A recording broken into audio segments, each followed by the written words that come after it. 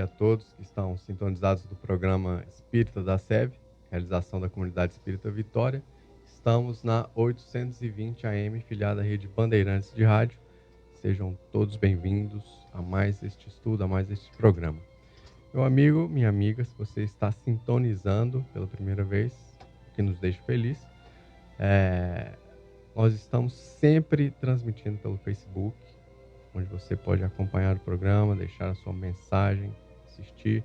Você pode acompanhar também online pelo site da rádio, www.bandeirantes820.com.br, no mesmo dia, no mesmo horário. E os programas ficam disponíveis também, viu? Lá no Facebook da Comunidade Espírita Vitória. Bom dia, André, que está na mesa técnica. Bom dia, André. E nossos amigos, nossos queridos amigos convidados já estão aqui conosco para nosso bate-papo, para o nosso estudo à luz da doutrina espírita, Gismair Teixeira e Ângelo Dias. Gismair, bom dia. Bom dia, Carlos. Bom dia, Ângelo. Bom dia, André. Bom dia a todos os nossos ouvintes em casa. Que Deus nos abençoe nessa manhã. Ângelo, tudo bem com você, meu caro Graças amigo? Graças a Deus. E a vida vai seguindo, não é assim? Então, bom dia a todos, pessoal que está nos assistindo, nos ouvindo, né? E que tenhamos um bom programa hoje sob as luzes do Mestre. Isso mesmo, Ângelo. A Comunidade Espírita Vitória já agradece antecipadamente a presença de vocês aqui. Sintam-se todos à vontade, né, que estão acompanhando. Liguem aqui, esqueci de dar um número, ainda em tempo, 629-9847-6110. 629-9847-6110. Muito bem, então, vamos logo para o nosso tema de hoje. Hoje estamos no capítulo Fora da Caridade, não há salvação. Foi-nos dado que fora da caridade não há salvação. Antes, aqui nesse capítulo, temos alguns temas, tem uma sequência de temas muito interessantes. Caridade, segundo São Paulo, fora da igreja não há salvação e fora da verdade não há salvação. Alguma explicação sobre isso, talvez possamos ver isso também. E na instrução dos Espíritos, fora da caridade não há salvação. Talvez, Gismair, a gente já conversou bastante isso aqui no nossos estudos de domingo, o que seria caridade, mas eu sempre gosto de, quando nos é trazido esse tema, de relembrar o que é caridade segundo a doutrina espírita. Bom dia, Carlos, novamente, né? Bom dia aos nossos ouvintes. E a caridade, como você disse, a gente já conversou em outras edições, sim, né, do já programa. Conversamos bastante, nossos amigos ouvintes então bastante já explorado, conhecem. Né? Uhum. E a caridade a gente pode encará-la por diversos ângulos, né?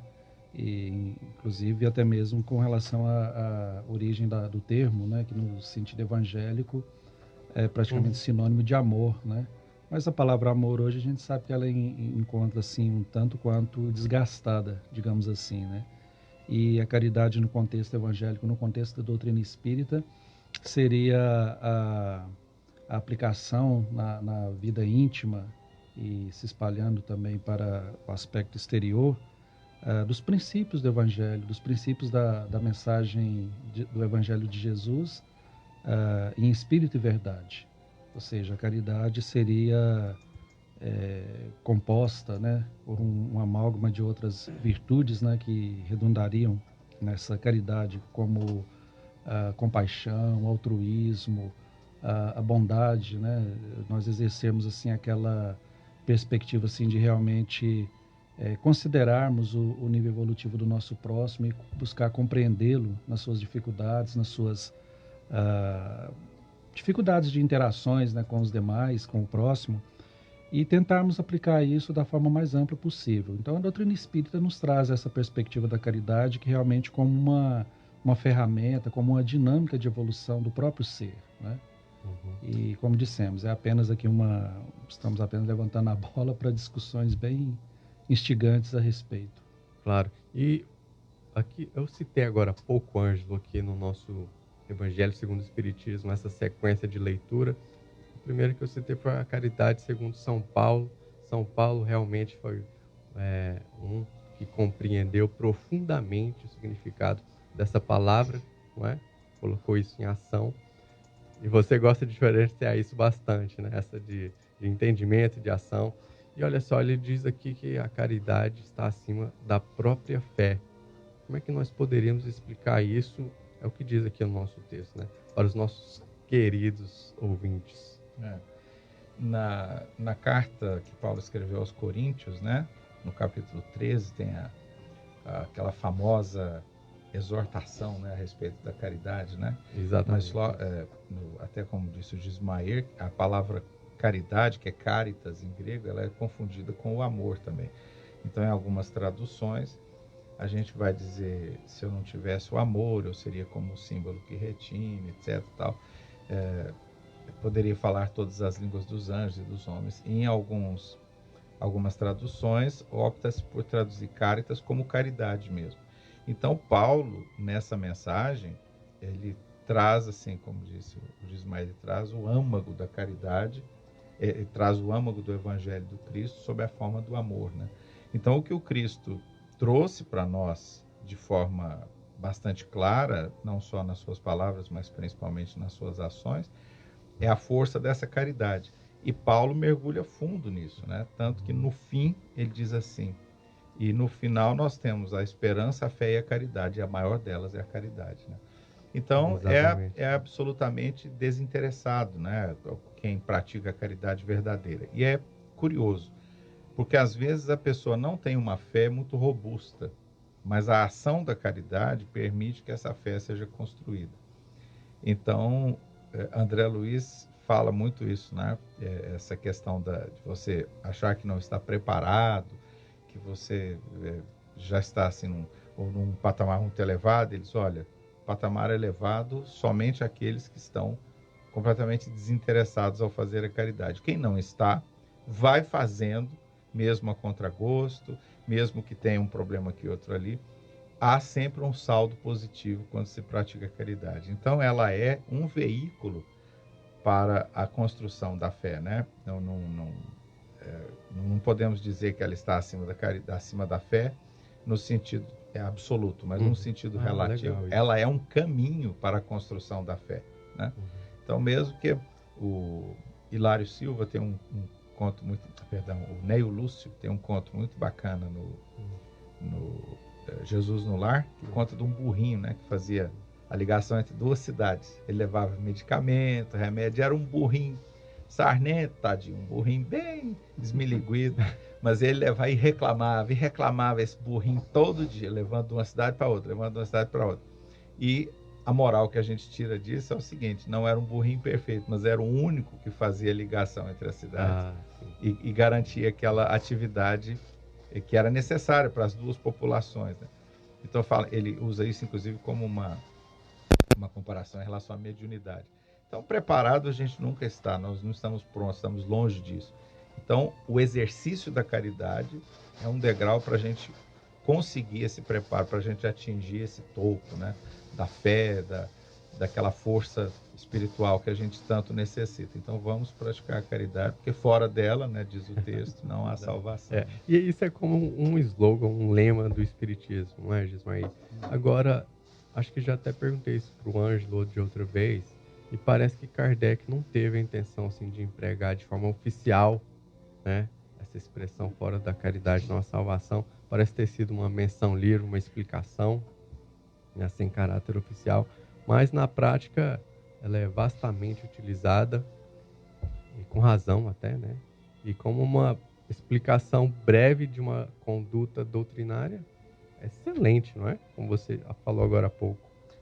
Com certeza, é uma ótima observação essa sua, porque quando Kardec estabelece, e a gente pode inferir isso aí desse capítulo, né, dessa abordagem, ele está utilizando assim de um recurso retórico, né, ou seja, ele está dialogando com uma ideia anterior que estava bastante cristalizada no contexto da cristandade ocidental, que era aquela hegemonia, né, principalmente ali no período medieval, da Igreja Católica, né, que, por assim dizer, ditava todas as normas intelectuais e morais da humanidade naquele contexto, né? E a culminância disso foi estabelecer que o fora da igreja não há salvação, dentro assim de uma perspectiva de que realmente qualquer um que não seguisse aquelas orientações que muitas orientações, infelizmente, encaminharam para contextos bem contrários, né, ao espírito do Evangelho, porque, afinal de contas, tem muito assim do componente humano em todo esse problema, como o Ângelo ressaltou ali há pouco, né, que nós somos ainda bastante imperfeitos. E então a igreja estabeleceu: fora da igreja não há salvação. Em determinado momento fala-se: fora da verdade também não há salvação. Exato. Né? E o Kardec vai analisando isso para chegar a essa ideia de que fora da caridade não há salvação. E a gente percebe aí uma sequência interessante com o argumento lá de Paulo, né? Fora da igreja não há salvação, ou seja, a fé, né? Fora da verdade não há salvação, uma esperança, né? E fora do amor não há salvação, que seria realmente a mensagem ali que o Kardec, de maneira bastante inspirada, retira desse contexto ali cultural, né?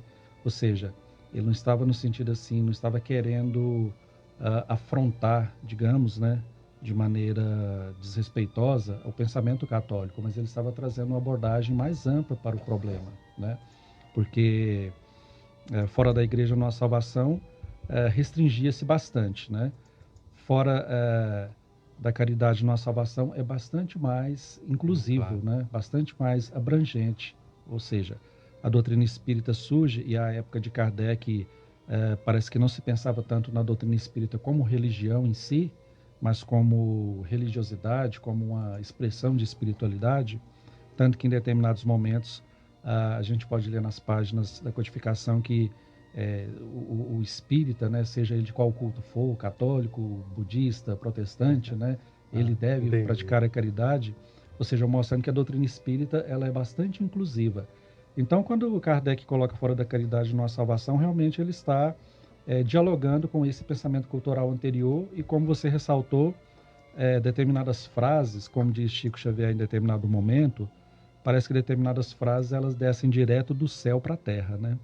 E essa é uma delas, né? Essa foi uma que as pessoas, todo mundo leu e aquilo ali saltou aos olhos, né? Então, os espíritas posteriores a Kardec pensaram esse pensamento, essa fala de Kardec, que estava bem contextualizada aí nesse diálogo, né, com o passado cultural, e deixaram isso assim à amostra para que a gente pudesse refletir bastante, né? Fora da caridade não há salvação. E aí a gente pensaria, o que seria salvação no contexto espírita, né? Porque para o cristianismo, de uma maneira geral, a salvação está bastante atrelada àquela ideia de que um dia vai ter um juízo final, né? Ismael, guarda essa questão aí, para daqui a pouco eu quero ver uma coisa com o Ângelo. Ângelo, Gismael tocou nessa questão: fora da caridade não há salvação, fora da igreja não há salvação. Gostaria de ouvir seu entendimento também. Nós sabemos, já percebemos aqui, né, nas nossas explicações iniciais, que fora da caridade não há salvação, se apoia mais num princípio universal, não é isso? O que poderíamos falar mais? Isso que o Gismael ia continuar aí realmente é muito interessante. O que é salvar, né? O que é salvação? Em todas as épocas da humanidade, nós tivemos um senso muito grande de intermediação em relação ao sagrado, né? Então nós elegíamos um xamã, um líder religioso, na tribo, na caverna já devia ter alguém que dizia que falava com os espíritos, que via o companheiro morto pelo mamute passando ali. Então nós temos uma herança, uma coisa atávica que a gente traz, essa ligação com o alto, com a nossa salvação, mas por meio da intermediação. Então tem sempre um sacerdote que fala com os deuses, os oráculos, os hierofantes lá no Egito. Então, assim, nós sempre colocamos o divino por intermédio de outras pessoas. Quando vem Jesus, e uma coisa que ele é enfático a respeito disso, ele coloca a nossa responsabilidade pessoal no contato com o divino de forma muito enfática. Então, nós somos responsáveis, nós temos o contato direto. Quando perguntado a respeito da oração, Jesus já vai direto. Quando for orar, digais assim: Pai nosso, que estais nos céus, etc. É uma conversa direta com o Pai. Então, Jesus, que sempre foi contra a casta sacerdotal, no sentido das práticas hipócritas dos fariseus, ele está dizendo para nós: o que seja a salvação, o que seja o caminho que você quer adotar, o que seja o seu contato com a espiritualidade, com o sagrado, com o divino, é um contato um a um com Deus, né? Com o alto. Então, essa questão da salvação, mesmo depois de Jesus, como disse o Ismael, o cristianismo católico, a gente não está falando de nada que não tenhamos, de que não tenhamos tomado parte, né? Porque antes de Kardec, antes de 1857, a gente era o quê? Ou a gente era budista, católico, protestante. Então a gente não está apontando o dedo e criticando, mas dizendo, olha, naquela época, o cristianismo, durante o primeiro milênio e meio ali, o cristianismo foi deturpado. Então a mediação voltou. Então você tinha que ter uma instituição que garantia a sua salvação. Você tinha que ter um confessor para quem você contava os seus pecados e dizia, ó, quem perdoa é Jesus, mas você tem que contar para mim. Então, essa questão da mediação é muito significativa. O Espiritismo veio destruir completamente essa ideia de mediação. Então, quando ele diz fora da igreja não há salvação, como disse o Ismael, não é uma crítica, não é uma afronta ao catolicismo, é uma volta ao evangelho primitivo. Não há mediação. E mesmo Paulo, quando ele diz que Cristo é o único mediador, né, em relação a Deus, tal, mas é uma questão também simbólica. O nosso contato com o divino, a nossa, entre aspas, salvação, é um caminho um a um com a divindade. Então não há como dizer melhor isso do que fora da caridade não há salvação, porque a prática da caridade afeta o outro, mas ela primeiramente afeta a nós mesmos, né? Então, é uma atividade que nos garante a responsabilidade pessoal dessa, entre aspas, salvação, né? Que é o caminho para o alto, ao que a gente aspira, né? Então, é muito interessante. O Espiritismo vem, quando é dito que o Espiritismo é o cristianismo redivivo, ele vem realmente trazer para o cenário um conceito de não mediação que o Cristo já tinha deixado e que a humanidade reintroduziu. Mas o Espiritismo veio dizer, não há mediação. Cada um é responsável por aquilo que faz. Perfeito, perfeito. Gismael, então, um item que eu queria ressaltar antes de a gente continuar é que a caridade pode ser praticada por todos, né? Sem exceção. E só pode como deve, né? Nossa, pode como deve, exatamente. E salvação pra gente é libertação de compromisso, regularizar débitos, seria assim? Sim, para o contexto da doutrina espírita, né? Pegando carona aí na fala bastante pertinente do Ângelo, né? A salvação no contexto espírita é bem diverso do que se pensa aí se pensava no contexto cristão. É porque a salvação para o contexto cristão ela estava limitada ao quê? A um problema da relação do ser humano com a morte, né? Para o pensamento tradicional, a morte seria o fim de uma etapa bastante decisiva, no sentido assim de que todo o futuro estaria definido a partir daquele momento, né? Sim, entendi. O Ângelo citou ali, né, fez um passeio pela história, falando dos xamãs, os hierofantes e tudo aquilo, né?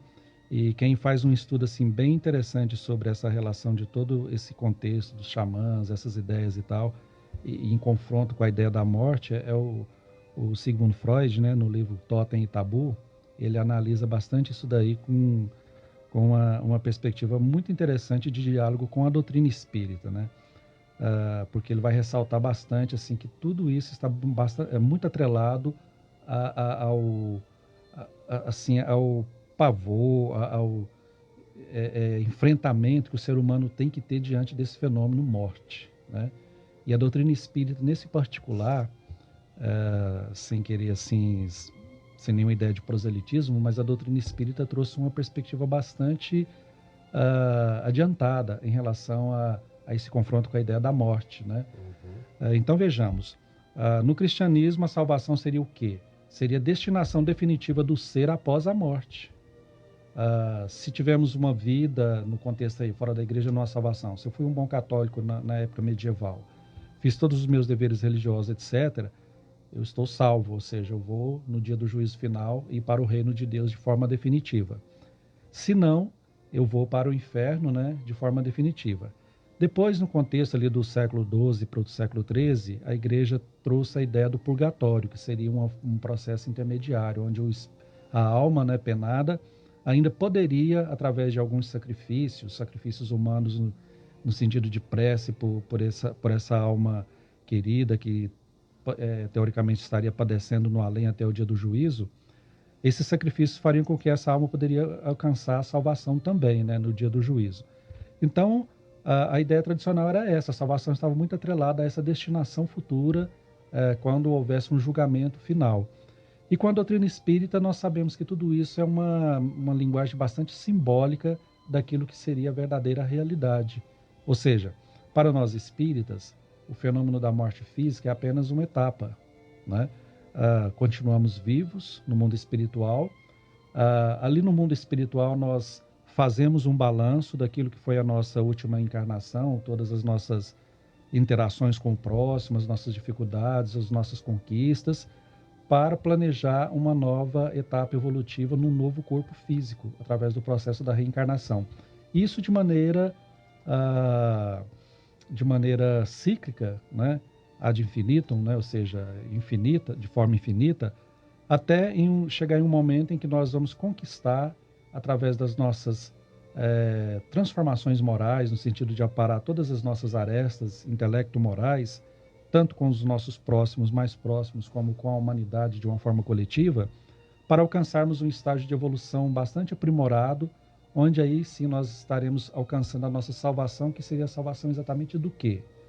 A salvação das nossas próprias, nós vamos estar nos salvando de nós mesmos, né, das nossas inferioridades, das nossas imperfeições. A salvação, então, para o contexto espírita, estaria exatamente nessa transformação, nessa metanoia, né, como diziam os gregos, que é a transformação da mente para melhor, essa transformação paulatina de cada um de nós dentro da eternidade, até conquistarmos a condição de espíritos livres de quê?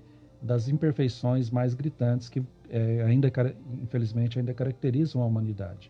Então, o contexto espírita de salvação ele é diverso nesse sentido, não desrespeitando a noção anterior, apenas entendendo que a noção anterior ela é alegórica, simbólica, né, dessa realidade maior, que é o quê?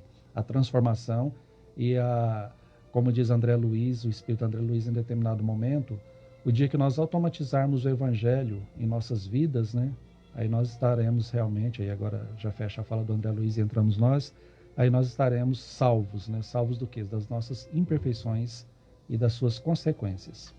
Beleza. Só completando aqui, então, em face de tudo isso, olha como é bonito. As pessoas dizem assim, então o Espiritismo não defende o juízo.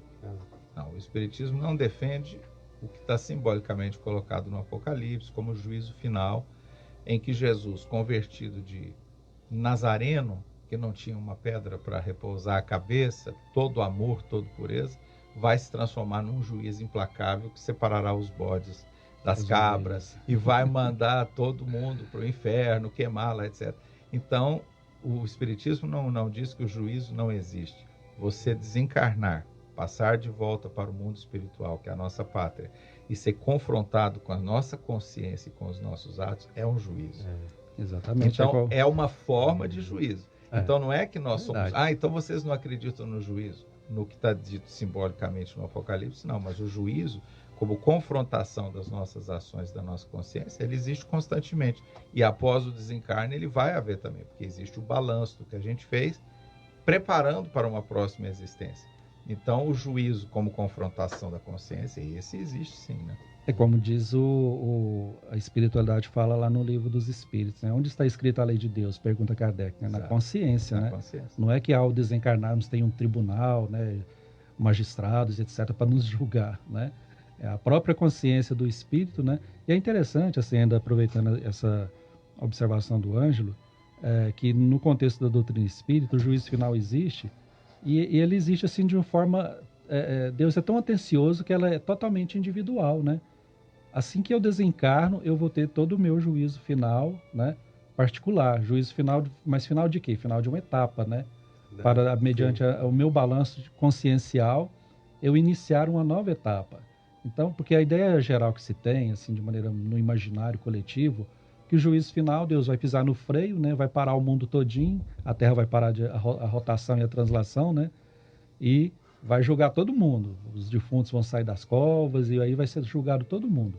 É uma alegoria para essa ideia mais ampla que a doutrina traz, de que a cada momento que eu desencarno, você desencarna, nessa etapa evolutiva nossa, eu vou ter o meu juízo final particular. E não é um juízo, como diz o Ângelo, no sentido assim de você punido, aquela coisa de carrasca e tal, né? Claro. É muito mais aquele aspecto do Nazareno ali que não tinha a pedra onde recostar a cabeça, de misericórdia, de perdão, de bondade, né?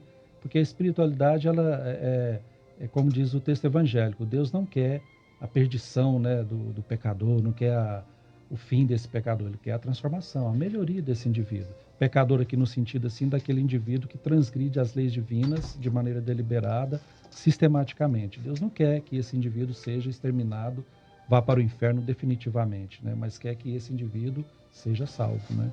Salvo o quê? De suas próprias imperfeições. Esse juízo, parece que nós somos até preparados, né, após saída do corpo material, para recebermos aos poucos esse juízo, não seria, Ângelo? Porque recebermos ele todos de uma vez seria uma coisa tão... O nosso querido Chico Xavier, forte, né? que dizia assim, a gente faz as dívidas com a providência divina, tudo à vista, né? E Deus permite que a gente pague a prazo.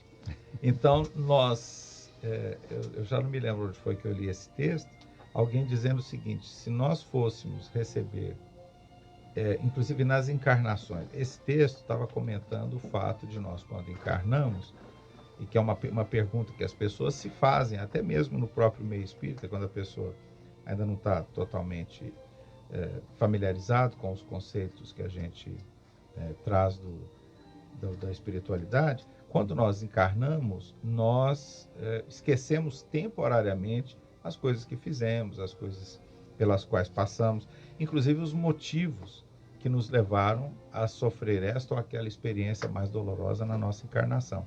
Quando nós desencarnamos, essas memórias tendem a voltar mais rápido, um pouco mais lento, de acordo com o nosso preparo.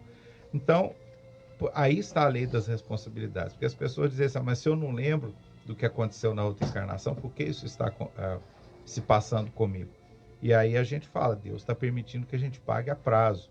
Aí diz o texto que eu li, se nós nos lembrássemos de tudo que nós fizemos de errado, isso seria devastador, nós enlouqueceríamos. Seria uma perda imediata da sanidade mental, porque é tanta coisa que nós já fizemos, nós já tivemos muitas coisas boas no nosso passado, né? Quer dizer, nós não fomos totalmente maus, totalmente desviados desse caminho do amor, do caminho da caridade, mas, de forma geral, as ações que se afastam do amor, elas foram muito mais numerosas. Então, se a gente tivesse nesse, digamos assim, juízo, nessa confrontação da consciência, se a gente tivesse despejado sobre nós tudo que nós já fizemos na integralidade, nós enlouqueceríamos. Isso. A gente travava completo. Agora, Deus é muito bondoso. Não, o Ângelo não está preparado ainda para saber o que ele fez nas 10 últimas encarnações, que ele repetiu a mesma coisa. Então faz assim, mostra para ele só a pontinha da coisa. Aí a gente, pela pontinha, fala, meu Deus. E isso é maravilhoso, porque isso é uma forma de amor extraordinária. Ângelo, às vezes quando a gente aqui agora lembra de uma coisa, de um erro passado, a gente já trava, né? A gente trava, vai para o psicólogo, vai para o terapeuta, que são meios legítimos da gente buscar a si mesmo. Porque a gente... E é engraçado, vamos falar de mediação no psicólogo e no terapeuta, a gente vai no terapeuta para ele dar todas as respostas para a gente, e a gente vai lá ao contrário. É para a pessoa que tem preparo, estudo, método para fazê-lo, nos conduzir para que nós achemos as nossas respostas. Então, vamos parar com essa de mediação, vamos assumir a nossa responsabilidade. Então, realmente, existe o juízo, mas ele tem que ser dado gota a gota. E ele vai ser dado gota a gota, porque Jesus diz assim, ao falar da reconciliação e que seríamos jogados em prisão e de lá não sairíamos até pagar o último centavo. Então, de centavo em centavo, de ceitil em ceitil, esse juízo vai ser exercido até que nós tenhamos nos libertado, nos salvado, né, dessa nossa problemática toda que a gente acumulou pelo afastamento do amor e da caridade. Né? Registra algumas participações. Que o Evangelho de Jesus ilumine nossos corações e lares. Um abençoado dia a todos. É Essa é uma mensagem aqui da nossa administração da Comunidade Espírita Vitória, que também está nos assistindo, vendo se a gente está fazendo a nossa tarefa direitinho aqui, Ângelo. Jasmina nos mandou uma mensagem. Um abraço, Jasmina.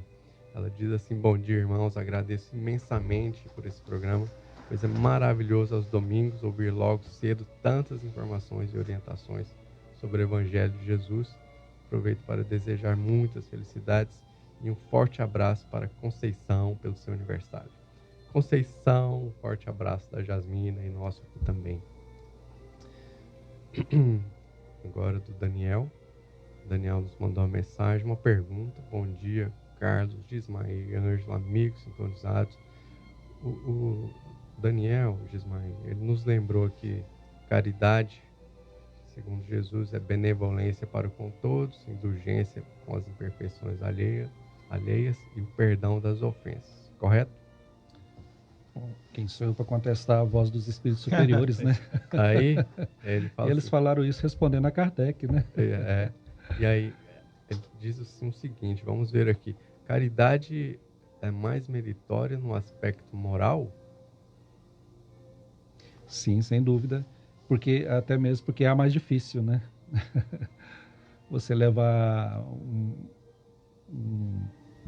uma caixa de leite, né, mantimentos para alguém, é relativamente simples. Você vai ao supermercado, compra, paga, entrega. Agora, você conviver com uma pessoa que às vezes é muito difícil, problemática, seja na família, seja no trabalho, na escola, né? Agora que eu entendi direito então, a questão. E ter, assim, aquele olhar de compaixão que Jesus tinha, né? Realmente é bem mais complexo do que auxiliar apenas materialmente, né? Não que nós estejamos, assim, desmerecendo a caridade material, até mesmo porque a caridade material, muitas vezes, ela é uma expressão daquele que o Ângelo mencionava ali há pouco, né? Que o André Luiz falava, se você não faz a caridade assim, né? De maneira espontânea, automatizada em si, né? Faça, né? Aos trancos e barrancos, com dificuldade, com esforço, porque como observava o Alberto Roda, né? Você fazendo isso de maneira arrastada, pesada, um dia isso vai se tornar leve como uma pluma, vai se tornar da sua natureza, né? E você vai passar a fazer isso de maneira espontânea, como os grandes missionários de espiritualidade do mundo sempre fizeram. Então, realmente, a caridade material, ela pode ser mais simples do que a moral, mas o que acontece? A caridade material, ela está atrelada geralmente a um impulso dessa caridade moral, né? Eu tomo a iniciativa de sair do meu egoísmo, do meu mundinho, digamos assim, e lançar mãos à obra e tentar fazer alguma coisa. Hoje em dia a gente observa muito, até mesmo assim no meio espírita, a determinadas críticas, né, às assistências sociais espíritas, porque alguns veem como algo que deveria se passar por uma dimensão política, de consciência coletiva, de transformações das mentalidades políticas, etc., etc., como se essa atividade espírita quisesse competir com os órgãos governamentais, o que não é o caso, né? Quando o espírita cria uma escola, ele não está querendo tomar para si uma atribuição que deve ser do Estado, né? E que o espírita, como cidadão consciente das suas responsabilidades políticas, também deve cobrar dos governantes e deve fazer quando ele estiver num posto de governante, né? A ideia não é essa. Mas quando o espírita cria uma escola, ele cria um hospital, ele cria uma creche, ele está fazendo o quê? Ele está movimentando-se para transformar o seu lugar no plano material um pouquinho melhor, materializando, dinamizando na prática material um impulso interior dessa caridade, dessa transformação, sem nenhum sentido de querer competir com órgãos governamentais, né? Daí onde nós compreendemos que às vezes a crítica que se faz ao assistencialismo, que é dito de maneira até pejorativa, né, por alguns confrades espíritas que estão mais voltados para o viés político, nós queremos enfatizar que não é essa exatamente a preocupação, né? A preocupação é de dinamizar essa evolução interior do indivíduo sair de si, a partir dessa caridade moral que ele percebe a necessidade de implementá-la e partindo para uma atividade material que expresse isso de forma substancial, de forma objetiva, né? Então, realmente, a caridade moral e a material, elas estão imbricadas, estão intimamente conjugadas, né, como carne e unha, e uma está sempre desaguando na outra, num ciclo ali que se retroalimenta e que mostra o quê? A amplitude, né, do pensamento de Kardec, lá do Fora da Caridade não há salvação. Uhum. Olha, Ângelo, o Moser Bernardes, ouvinte que nos é caro, mandou uma pergunta aqui também pelo WhatsApp. Está lá em Senador Canedo, acompanhando o programa da SEB. Se eu me lembro bem, você, em certo ponto, falou que a caridade afeta o outro e afeta a nós mesmos também. O Moser pergunta assim: caridade seria um conjunto de ação de uma pessoa para com a outra? Sim, de forma mais ampla, sim. Aí a gente parte do mais amplo e vai estreitando e focando cada vez mais. A gente vai ver que essa é uma definição correta, mas era uma definição simples, porque ela realmente é um conjunto de ações de nós para com o outro. Mas aí a gente vai focando e aproximando do ponto central, do olho do alvo, né? A gente vai descobrir que a caridade, na verdade, afeta todos, né? Inclusive quem a pratica. É muito curioso. Se a gente quisesse usar egoisticamente a caridade, voltando a isso que o Gismael falou, questão moral, se nós quiséssemos usá-la egoisticamente, a gente falava assim, bom, eu vou dar tantas cestas básicas por mês, eu vou fazer tantas sopas, eu vou construir um monte de casas, porque, pelo amor de Deus, eu não quero ficar no umbral quando eu desencarnar. É um conjunto de ações que afeta o outro, mas em relação à própria pessoa, não está havendo a ação primordial, que é a ação da caridade moral, né? Então, quando você oferece, seja um pão, seja uma casa para alguém morar, o seu amor naquela ação, o seu desinteresse, a sua abnegação, ela tem que ser de tal monta que o seu coração se transforme. Toda vez que você faz aquela caridade, o seu coração se transforma. Você se enche de alegria, você se sente diferente, você passa uma semana diferente, você passa um dia diferente, porque aquele gesto puro de amor te afetou profundamente. Então, as ações da caridade, elas sempre, como todas as nossas ações, né? Nós não temos ações unidirecionais que vão apenas para o outro. Todas as nossas ações, elas são bidirecionadas, elas vão para o outro e voltam para nós, seja refletido no outro, ou seja, provocando uma reação em nós mesmos. Então, a caridade moral, ela não, além das possibilidades de fazê-la individualmente, sozinha, quer dizer, você perdoar o outro, você amar, você parar com a fofoca, você ter uma convivência um pouco melhor, tudo isso é possível no campo moral. Mas quando você faz a material, a caridade material, você tem que atrelar a ela a caridade moral também.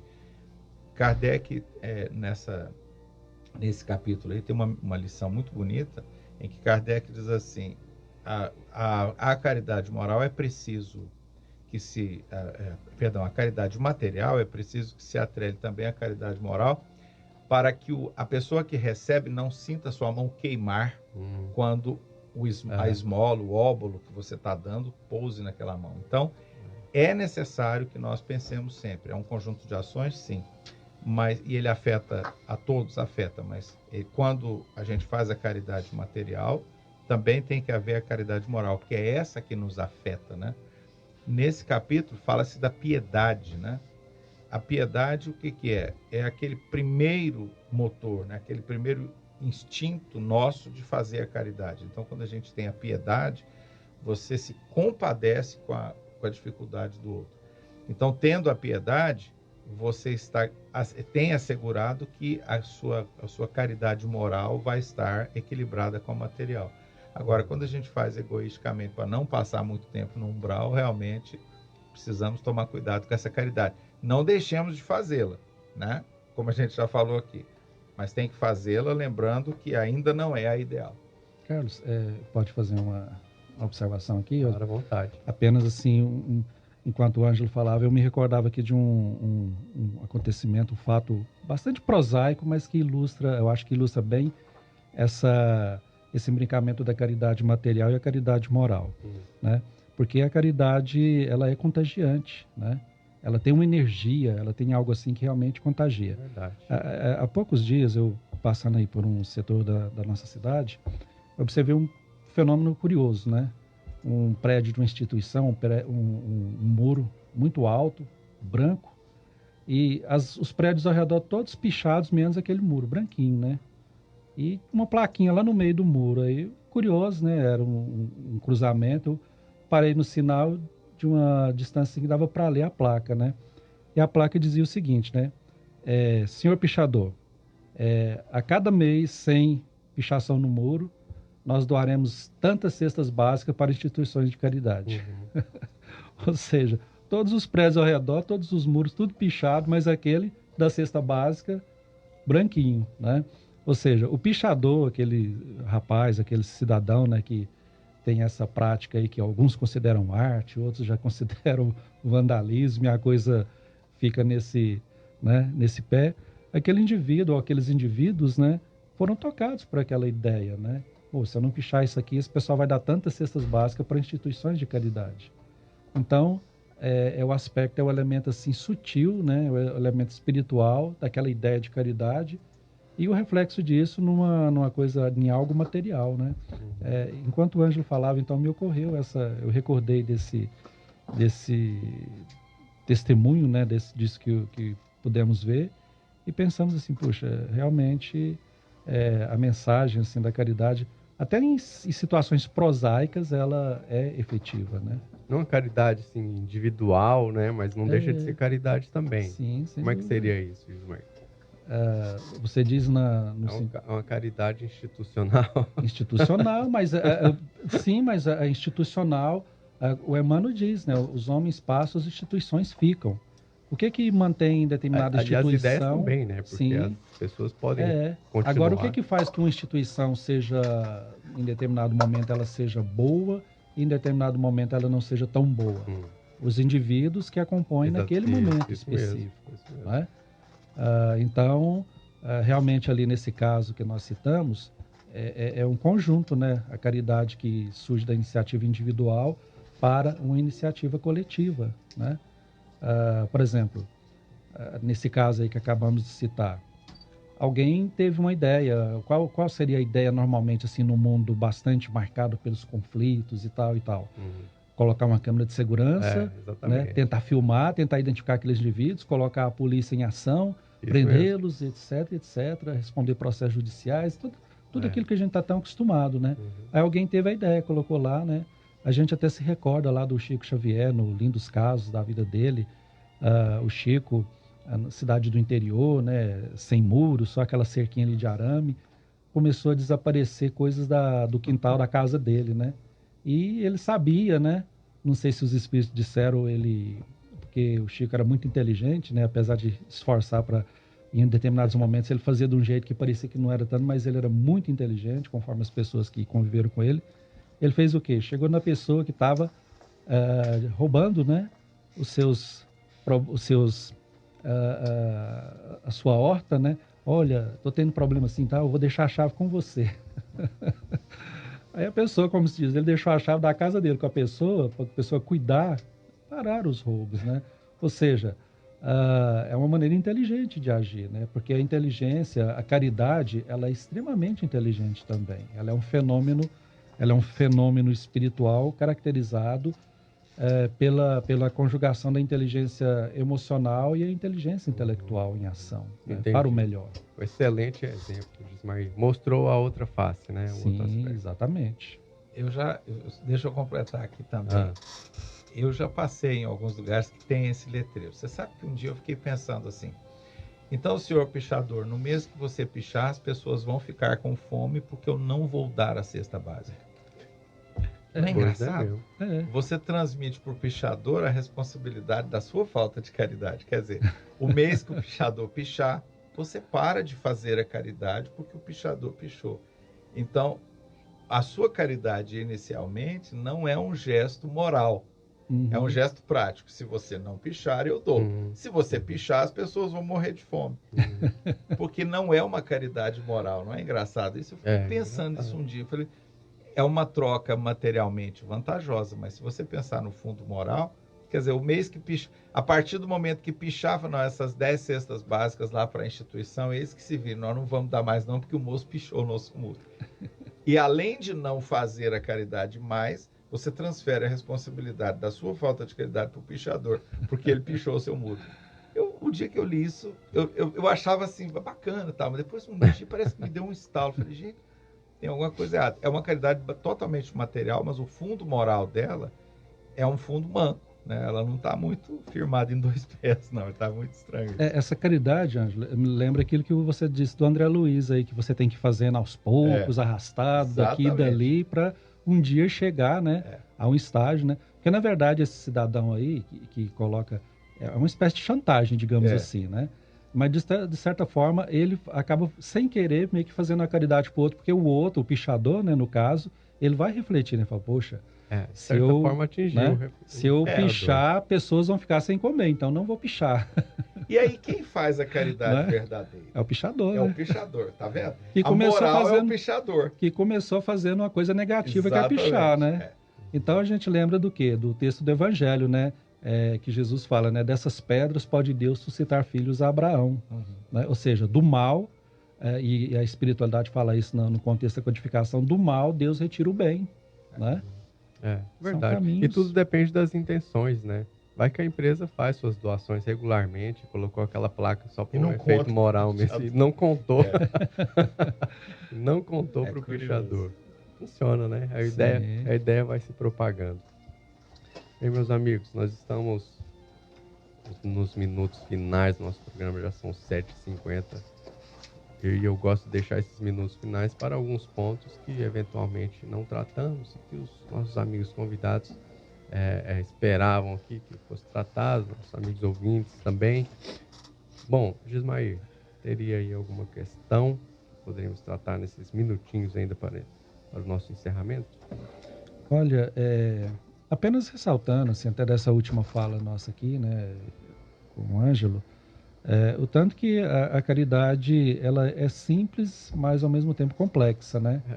A vida tem uns mistérios, né? Às vezes as coisas simples, elas são extremamente complexas, são paradoxos, né? Deus criou os espíritos simples e ignorantes, né? Tá lá no Livro dos Espíritos. Então, refletir em torno da caridade, ela vai permitir matizações várias, né?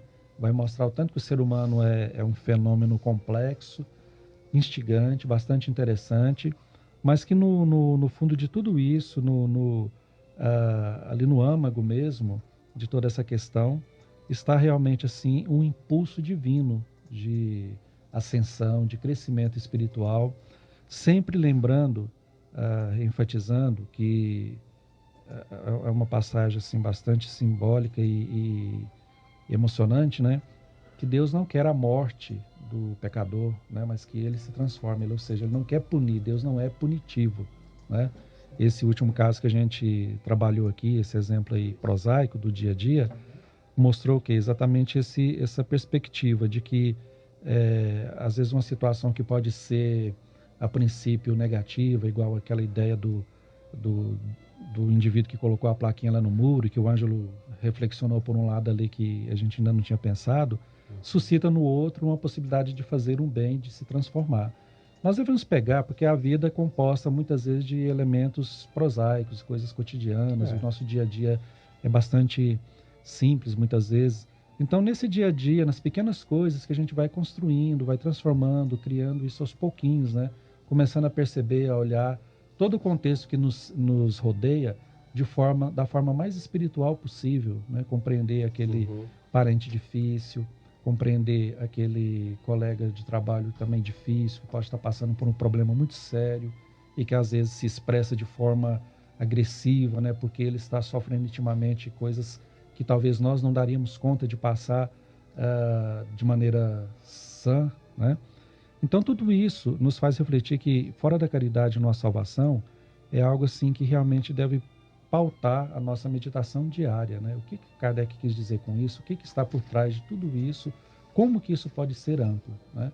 A gente quer deixar apenas essa reflexão para os nossos ouvintes em casa e que é para nós também, né? Para o nosso dia a dia, e rogar a Deus que nos abençoe a todos. Perfeitamente. Ângelo? É interessante isso que você falou, Gismael, porque é exatamente o que eu estava pensando em relação à minha fala final.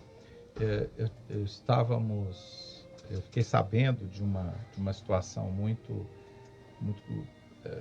turbulenta em relação a um companheiro e em relação ao trabalho dele, uma confusão muito grande. E em determinado momento alguém o sentou para conversar com ele, explicar as coisas, fazer, né, tentar chamá-lo à razão, e no fim ele disse assim: eu não consigo porque eu não sou o Chico Xavier. É engraçado, né? Aí a gente imagina, claro que nós não somos o Chico, né? Porque o Chico faria um monte de coisas diferentes, mas o patamar em que o Chico está hoje, ou que estava enquanto encarnado, de espírito iluminado, que já passou por muitas coisas e agora estava preparado para assumir uma missão tão difícil que exigiu dele tanto sacrifício pessoal, o próprio Chico também passou em outras existências por situações conflitantes também, como nós. Então, é preciso que a gente assuma essa responsabilidade individual, como a gente disse no início, que não procuremos mediadores, medianeiros entre nós e a criação, entre nós e o que seria uma salvação, que nós assumamos mesmo essa responsabilidade e que nós não achemos que nós não conseguimos. A gente não é o Chico Xavier mesmo, né? A pessoa dá uma fechada na gente no trânsito, o Chico Xavier fala: vai com Deus, meu filho. A gente fica assim: meu Deus do céu, se tivesse uma árvore para pegar esse carro aí. Mas a gente usa esse exemplo também, né, do dia a dia para dizer que nós ainda não temos essa capacidade. Mas, por outro lado, nós estamos ao alcance dela. Depende de nós, né?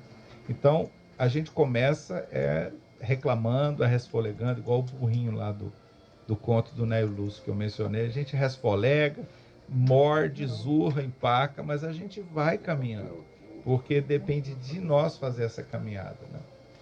Em certa mensagem que nós recebemos uma vez na nossa casa espírita, o Espírito diz assim: a lesma é o animal mais lento do mundo, mas é o único que quando caminha vai deixando um rastro de luz por onde ele passa, que a lesminha vai deixando aquela babinha luminosa prateadinha. Então, sempre tem luz, sempre tem possibilidade. A gente precisa agarrar esse fato e seguir adiante.